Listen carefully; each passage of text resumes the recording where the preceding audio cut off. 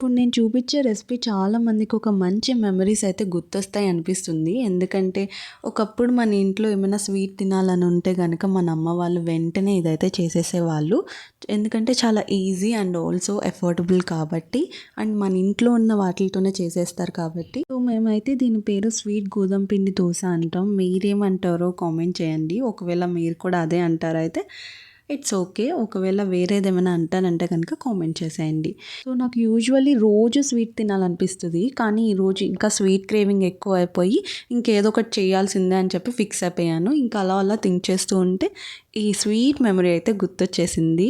So ఇంకా మనకి గుర్తొచ్చేస్తే wait చేస్తామా, వెంటనే ప్రాసెస్ అయితే స్టార్ట్ చేస్తాను. ఇక్కడ ఒక గిన్నె తీసుకొని కొంచెం బెల్లం యాడ్ చేసుకొని అండ్ కొంచెం మిల్క్ యాడ్ చేసుకొని మంచిగా బీట్ చేసుకోవాలి ఇట్లాగా. సో రెండు మంచిగా కలిసిపోయిన తర్వాత మనమైతే గోధుమ పిండి అయితే యాడ్ చేసేసుకోవాలి. సో మీకు సరిపడినంత యాడ్ చేసుకోండి. మీరు ఎంత క్వాంటిటీతో చేస్తారో అట్లా జస్ట్ నార్మల్గా వేసేసుకున్న మంచిగా వస్తుంది గైస్. ఇది అంత ఈజీ రెసిపీ. అండ్ ఇక్కడ వచ్చేసరికి మనకి థిక్గా ఉంది కదా, దీన్ని మంచి కన్సిస్టెన్సీలో చేసుకోవాలి.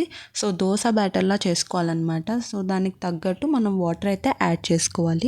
యాక్చువల్లీ దీన్ని ప్యాన్ కేక్స్ కూడా అనొచ్చు. సో మన తెలుగు వాళ్ళ ప్యాన్ కేక్స్ అనొచ్చు ఎస్పెషల్లీ. ఎందుకంటే మన అమ్మ వాళ్ళు అప్పట్లోనే మంచి ప్యాన్ కేక్స్ వేసేసారు హెల్దీ వర్షన్లో. సో ఇప్పుడైతే మైదాతో చేసిన ప్యాన్ కేక్స్కి ఎక్కువ కాస్ట్ పెట్టి మరీ కొనుక్కొని తింటున్నారు ఇప్పుడైతే జనాలు. అందులో నేను కూడా ఉన్నా, బట్ ఇప్పుడైతే రియలైజ్ అయ్యానమాట.